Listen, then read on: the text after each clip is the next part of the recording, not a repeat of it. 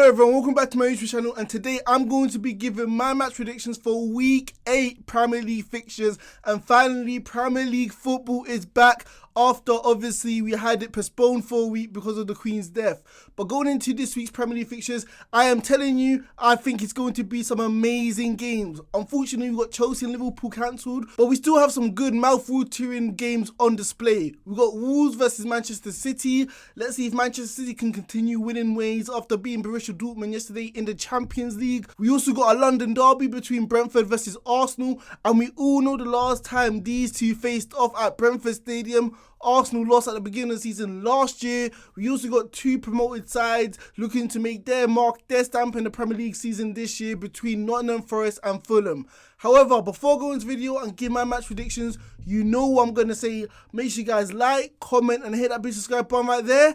And make sure you guys in the comment section give me your own predictions. Who do you think is going to win in Week 8 Premier League fixtures? So the first game I'm going to be predicting is Wolves versus Manchester City, and this is the early kickoff on Saturday. And we all know how this game's going to unfold, how it's going to unravel. It is literally the battle of the systems. We know Wolves favour a counter-attacking system when it comes to versing the top 6 sides. So let's see how they're going to make their impact against Manchester City when it comes to this style of football. And we know Manchester City look to monopolise, dominate the ball when it comes to versing any opposition in the Premier League. And going in this game, Manchester City are actually in good form. I know they're due to Aston Villa the last time they played in a Premier League game, but they beat Borussia Dortmund, they beat Sevilla quite comfortably, and it feels like right now they got the final jigsaw of the puzzle piece in Erling Haaland, who has hit the ground running when it comes to scoring Premier League goals. It didn't look like he needed time to gel or fit in within the side. It just looks like he was made for Manchester City, the way he's been scoring goal after goal. Even the game against Borussia Dortmund yesterday, scoring that wonderful acrobatic shot in the 6-yard box to get Manchester City the all-important win. And that's the thing with Manchester City. Sometimes they can be fluid, sometimes with the false 9 system they can dominate the ball and be sharp and precise in their passing, but sometimes they don't have the cutting edge when it comes to scoring goals, and Erling Haaland provides them that piece. Yesterday against Borussia Dortmund, it took them 75 minutes for Manchester City to register the first shot on target. Moments later, we know Erling Haaland scored that all-important decisive goal. So even if it takes them time to literally create openings against Wolves, we know they got that clinical number 9, the fox in the box, to hunt down opportunities to score goals against Wolves. And I know sometimes Manchester City's high line can be taken advantage of. It can play into the opposition's hands. However, Wolves going forward, they're nothing to be scared of. Let's be honest, they have scored the least amount of Premier League goals all season. So what should Manchester City really fear? They're not going to feel threatened. Yes, Neto, yes, Jimenez, Les Podence on their day can cause problems, but they don't do it consistently. And that's why the Wolves fans have been upset and unhappy. And we have seen it. We've seen the battle of the systems between Bruno Lage or Nuno Santos when he was manager and Pep Guardiola. It just feels like when you play a low block against Manchester City, it just works in their favour. It just feels like they're methodical, they'll probe around until they find an opportunity and a chance to score goals, and that's what they'll do against Wolves. Wolves will just sit back and they'll literally wait until they die by the sword, which Manchester City will obviously put through them when they get a goal against Wolves. I feel like the break from last week from Premier League football is going to do Manchester City the favour, because obviously right now they're up to game tempo and rhythm playing in the Champions League, and Wolves, they're going to have to knock off the rustiness since they haven't not played a competitive game for 2 weeks. So going in this game, I think there's only going to be one winner, and it's quite obvious who I think is going to win. I think it's going to be a comfortable 3-0 away victory for Manchester City in this game against Wolves. So the next game I'm going to be predicting is Tottenham Hotspur versus Leicester City, and I feel like both teams desperately need the 3 points. And I know you're thinking, Tottenham Hotspur need the 3 points. Obviously, they would want to win and they would obviously treat it as if they need to win it. But let's be honest, they're third in the Premier League table right now. So what's this desperateness that they need to win this game? But if you've actually seen Tottenham Hotspur play, they have not played a convincing win. They have not played a convincing dominant display since the opening game of the season against Southampton. Even if you want to count the Champions League games, the games in the Premier League, Tottenham Hotspur have not had a convincing result. They have just been grinding out results, and eventually it is going to catch up to you. So that's why Tottenham Hotspur not only need the win against Leicester City, they need a dominant display to breed confidence within the team that they can actually buy in and win with Antonio Conte's system. And that's another criticism with the manager, because he's been crying out for the last year or so as Tottenham Hotspur manager, I need new signings, I need new additions. And as soon as he gets them, he leaves them on the bench. He hasn't really implemented them within the side. Richarlison obviously has been starting, but you have to partner him with Kulusevski and Kane since Son has not been scoring and hasn't been firing on all cylinders yet all season.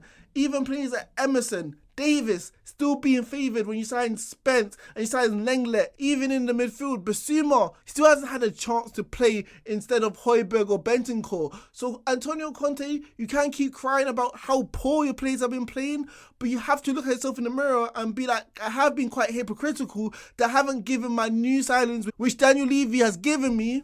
So you have to change something to light a fire, light a competitive spark within the squad, because the players who are playing right now, they feel quite comfortable, feel quite confident that they're still going to have the place no matter how poorly they play within the game. And going in this game against Leicester City, you could not have asked for a better opponent. First of all, you're home, you're going to have your fans pushing you on.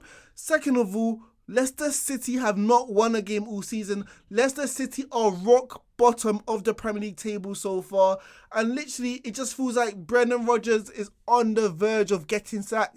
No confidence, no faith, no real belief with their playing style, and they haven't been able to put together any sort of performances to get results. Jamie Vardy has been poor all season. It feels like he has finally hit decline. With the way it doesn't feel like he has that blistering pace in behind to punish defences. And defensively, don't get me started how poor they've been, losing for fun already, and they've just been conceding goals for fun. I don't see how Leicester City are going to be able to muster any sort of performance to get a result against Tottenham Hotspur, especially since Leicester City have been leaving holes all over the place where Kulusevski, Kane, Son, Richarlison, whoever will be able to literally exploit and create chances and goals. So going in this game, there only has to be one winner. It has to be Tottenham Hotspur, the home side. So going this game, I'm predicting a 2-0 win for Tottenham Hotspur at home. So the next game I'm going to be predicting is Brentford versus Arsenal.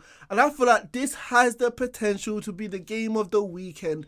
We know the last time these two teams faced when it came to Brentford Stadium, Arsenal got punished.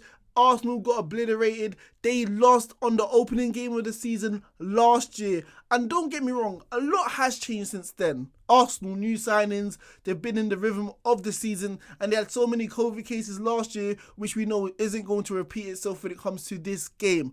Arsenal, I feel like their attitude, their confidence has just changed since then. They've been playing so much better, and there's a reason why they're sitting pretty on top of the table right now. So going in this game, they should be thinking, you know what, we can beat Brentford. It's not going to be like last year. It's going to be something completely different, especially since they're going to be raring to go to get revenge ever since they lost to Manchester United in their last game in the Premier League.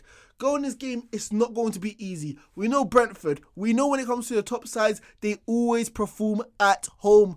Ask Manchester United, ask Arsenal last year, ask Liverpool last year, ask Tottenham last year. It's just something about their stadium when they play, especially against a big side, the fans show up, the players show up, and it just feels like it gives them that extra boost, the extra desire to hunt down players, to get across the pitch, defend with their lives, and break with pace when they have the chance and the opportunity. It will be interesting to see how Arsenal actually approach this game, because we know last year Brentford had a game plan and it worked completely fine with Ivan Toney and Mbeumo running off him every single time when Ivan Toney won the first ball. However, we know Arsenal defensively have improved. I know Gabriel has made mistakes recently, but Saliba is strong, physical, and he'll be ready for the fight, ready for the battle when it comes to the aerial sort of Ivan Toney. I wouldn't even be surprised if Arteta plays Tomiyasu as a right back as well to help Saliba deal with this sort of threat, because we know Ivan Toney this season, he has been causing problems, causing mayhem, scoring 3 goals in his last game, showing that he's much more than just a target man. He can also be a finisher inside the box when he gets the opportunity.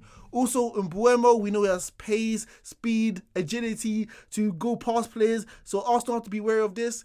But at the end of the day, let's be honest, Arsenal are going to have the ballpark of possession. Arteta Ball has really been doing well this season. And going forward with Jesus, Saka, even other players like Martinelli, Odegaard, they do have enough to win this game. Arsenal, I feel like from a mentality standpoint, is going to be like that this game. They're going to have to be tough. They're going to have to roll their sleeves up and have to be ready for the physical battle which Brentford will put on display like they did to Manchester United. Arsenal have shown something different this season when it comes to going away from home, like they did to Crystal Palace, even though it was the first game of the season and Crystal Palace weren't prepared. They have shown that they have been able to go away from home to tough grounds and win and grind out results if needed be. So going this game, I'm going to be predicting a hard, well-fought victory for Arsenal, 2-1. It doesn't matter how they win because they've shown that they can win with a brilliant style of football. It matters that they win. So the next game I'm going to be predicting is Everton versus West Ham United. And I feel like there's so many small subplots going into this game since David Moyes is returning back to the club where he made his name as one of the at least most consistent managers of the last 15 years when it comes to Premier League football. Frank Lampard going back to his boyhood club where he made a name for himself as well for West Ham as a teenager, becoming one of the best midfielders of the generation. And going into this game, both teams aren't in great form. Both teams haven't been playing well. They haven't been playing amazing. I know Everton haven't been losing much, but they have been drawing so many games in a row. It feels like they've become the new draw specialists recently. And West Ham, they've only won one game all season. And if you combine West Ham and Everton, the amount of games they've won all season, it totals to this. So going in this game, both teams desperately need the 3 points to breed confidence within their side that they can do something this season. And going in this game, Everton could not have picked a better time to verse West Ham. It still feels like David Moyes is tinkering, changing his formation, changing his tactics to get the best out of his new signings. West Ham have made so many new signings. Shimika up front, Paqueta in that number 10 role. It feels like David Moyes is still adjusting, still learning the best system to try and get the best out of his players, tinkering from a 3 to a 4 at the back. His uncertainty is going to linger into the player's psyche, and this will work in the favour of Everton when they're going forward. Also, Everton at home, they're going to have the onus to take the game to West Ham, so the fans will be literally pushing them on in this game. So let's see if they can use this to their advantage against West Ham. However, at the end of the day, I don't see an Everton win. I just feel like going forward, they don't have that much which scares you. I guess Anthony Gordon is a good player, which I really like, which I've been talking about in my last few videos or so. But apart from that, nothing really sticks. Rondon on the bench, Iwobi hasn't really shown his bright spark on a consistent basis. Anyone else, West Ham don't really have to be scared of. Also, David Moyes has shown when playing against Everton at Goodison Park, his former club, he has a decent record winning his last 2 appearances here. So I feel like he'll be able to muster out a sort of game plan to try get another victory, which he has been doing on a consistent basis in the last few games or so. Also, Everton do have their goalkeeper injured, Pickford, and I feel like he has been covering up a lot of holes, a lot of liabilities within that Everton centre-back roles because they have not been defending with any real success. Pickford has been bailing them out, and if you remove him, their best player all season alongside Anthony Gordon, and you put Begovic, who hasn't played in the Premier League for a very long time, I feel like West Ham will get joy when they muster shots on target against Everton. So going this game, I don't think it's going to be one of the best games of the weekend, but I feel like West Ham and David Moyes, like they usually do, form a good enough game plan to beat Everton. I'm going for a 1-0 away victory. So the next game I'm going to be predicting is Nottingham Forest versus Fulham. The 2 promoted sides battling out for supremacy to try get the 3 points on the weekend. And let's see who's going to be reign victorious. And going in this game, I feel like there's a clear favourite. It has to be the clear favourite. Fulham, who have been playing very well this season, despite facing, 3 of the top 6 sides already, 2 of them away with Arsenal and Tottenham. I feel like Fulham have been excelling, have been showing why they deserve to be in the Premier League, and have been playing very well, beating the teams in and around them, or at least getting points from them, beating Brentford and Brighton at home, also picking up points against Wolves away from home. This is what Fulham need to do. It doesn't really matter what you do against the top sides, as long as you beat and disadvantage the opponents in and around you when it comes to the relegation zone, you will literally obviously put them to bed and give yourself the best chances of staying up in the Premier League this season. And Fulham have something which these sides don't have, a talisman, a goal scorer, a number 9, a potent striker who can score at will in Mitrovic, who has shown this season, has put a lot of doubters to bed that he can't do in the big time. Like me, the second top goal scorer in the Premier League so far. And I feel like he'll be able to bully Nottingham's Forest defence when it comes to opportunities and chances in and around the goal scoring area. So going in this game, I think Fulham's have to be favourite. We've seen Nottingham Forest this season. They have not been able to muster a victory except their opening day win against West Ham, but that feels like an eternity ago. They have not been able to play with real confidence, and they have not been able to embed their key signings in their side, just like West Ham when it comes to performing on a consistent basis. I feel like they're going to need more time to adjust to the Premier League, how serious and how tough it is, and also get their best players playing in their best positions in the best system. Also, Nottingham Forest have shown time and time again this season they have had lapses of concentration, winning 2-0 against Bournemouth, then losing 3-2 at home. What a massive blow that's going to do to the player's psyche when versing another relegation contender in Fulham. Also against Tottenham as well, 0-0 until around the 70th minute, not able to seal a 0-0 draw. So going this game, I feel like Fulham will be up for it. They're just the better side in terms of quality. They have the players to put the game to bed. And I'm going to go for a 1-0 away victory for Fulham FC.